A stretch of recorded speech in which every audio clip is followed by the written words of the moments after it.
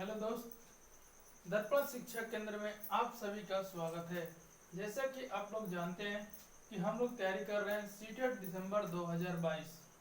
उसमें पेपर जो फर्स्ट होता है प्राथमिक लेवल का होता है और ये 1 to 5 में हम लोग का मैथ 15 नंबर का आता है, जिसका हम लोग पिछले क्लास में जो टेस्ट हुआ था उसमें फर्स्ट टेस्ट हुआ था, उसमें कुछ क्वेश्चन को सॉल्व किया गया था। इसमें कुछ क्वेश्चन देखते हैं। पहला देखते हैं क्या है। 100 के समभाजकों की संख्या होगी। 100 के समभाजकों की संख्या होगी। समभाजकों का मतलब वैसी संख्या जो 1 से लेकर 100 तक हो और उसमें से संख्या जो हो कि पूर्णतः विभाजित कर दे किसको, 100 को। वे देखते हैं, पहले हम 1 से 100 तक संख्या लिखते हैं जो 100 को विभाजित करे। उसमें हमारा होगा 1, 2, 4, 5, 10, 20, 25 और 50 और 100। ठीक है, तो इसमें हम देखते हैं समभाजक। ठीक है, समभाजक कौन है? सम माने समभाजक कौन है? तो हमारा पहला आएगा 2, उसके बाद 4, उसके बाद 10, उसके बाद 20, उसके बाद 50 और 100। यही जो संख्या है हमारा 100 को विभाजित करेगा। ठीक है, 2, 4, 10, 20, 50 और 100। टोटल काउंट करते हैं 1, 2, 3, 4, 5, 6।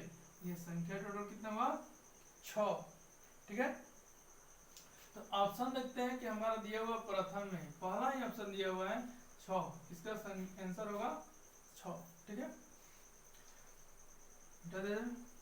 इसके बाद अगला जो क्वेश्चन है उसमें हम लोग का है कि संख्या 100 के सभी गुणनखंडों का योगफल। संख्या 100 के सभी गुणनखंडों का योगफल, जिसमें हम लोग जानते हैं कि एक सूत्र लिखवाए थे पिछले क्लास में कि a के पावर n प्लस 1 माइनस 1 बट्टा 1 माइनस 1 इंटू b के पावर 1 प्लस माइनस 1 बट्टा b माइनस 1। इसी फॉर्मूला पर ये हमारा जो होगा 100 के सभी गुणनखंडों की संख्या ज्ञात होगा। तो हम लोग सर्वप्रथम क्या करेंगे कि 100 का एलसीएम निकालेंगे। ठीक है, 2 से जाएगा 50, फिर 2 से जाएगा 25, फिर हमारा जाएगा 5 से, तो 5 5 25 ये होगा। तो हम क्या करेंगे कि इसका गुणनखंड लिखेंगे 2 इंटू 2 इंटू 5 इंटू 5। ठीक है, इसका छोटा रूप करते हैं तो 2 के पावर 2 इंटू 5 के पावर 2। ठीक है, अब इस फॉर्मूला को हम क्या करेंगे, इसको रखेंगे। इस देखते हैं 2 के पावर 2 प्लस 1 माइनस 1 बटा 2 माइनस 1 इंटू 5 के पावर 2 प्लस 1 माइनस 1 बटा 5 माइनस 1। तो हम जानते हैं कि 2 के पावर जब 3 होगा तो होगा 8।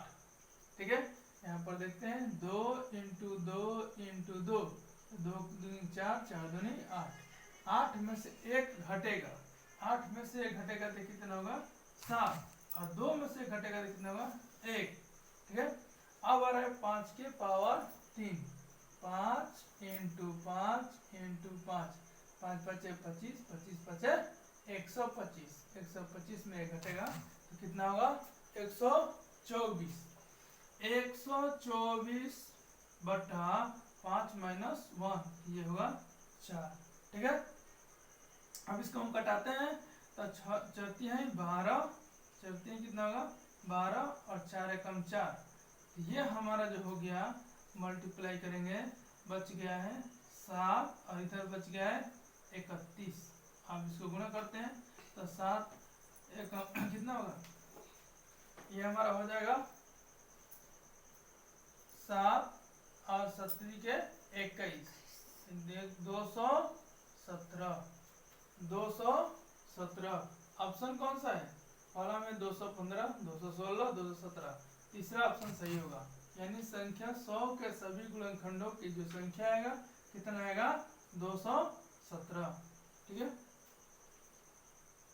योगफल हो गया क्या? अब इसको मिटा देते हैं।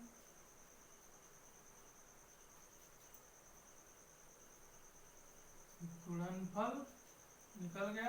अगला हमारा जो क्वेश्चन है यह है कि दो संख्याओं का महत्तम समवर्तक 35 और उनका लघुत्तम समवर्तक 525, यदि उनमें से एक संख्या 175 तो दूसरी संख्या ज्ञात करें। हम लोग इसका फॉर्मूला जानते हैं, सूत्र लिख लेते हैं यहाँ पर। पहले क्या होगा, पहली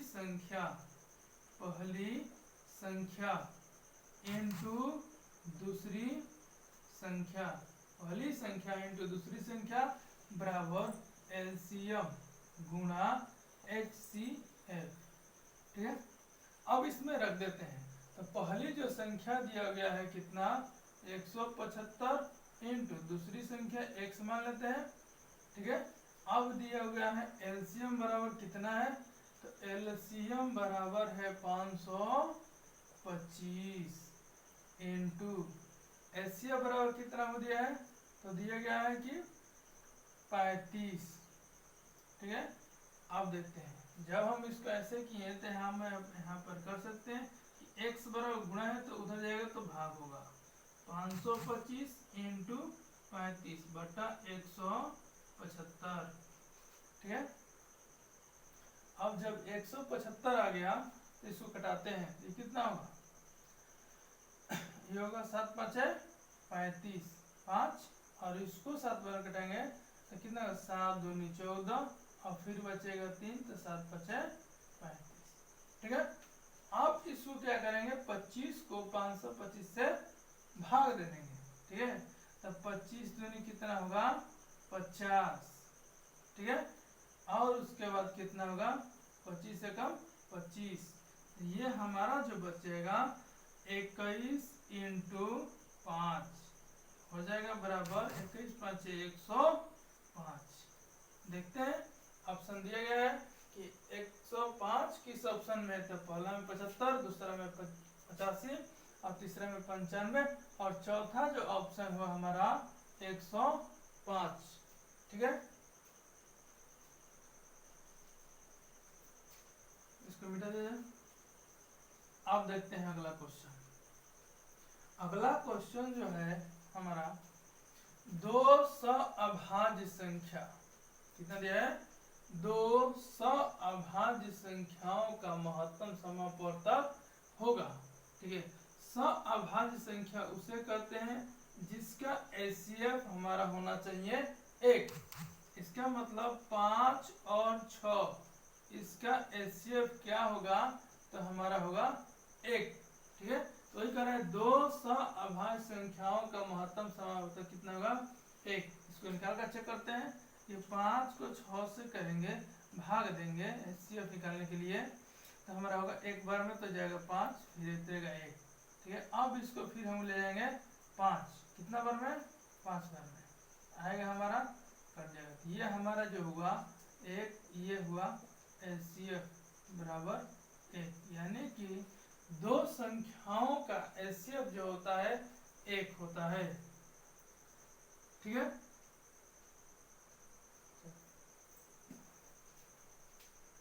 हो जाएगा ऑप्शन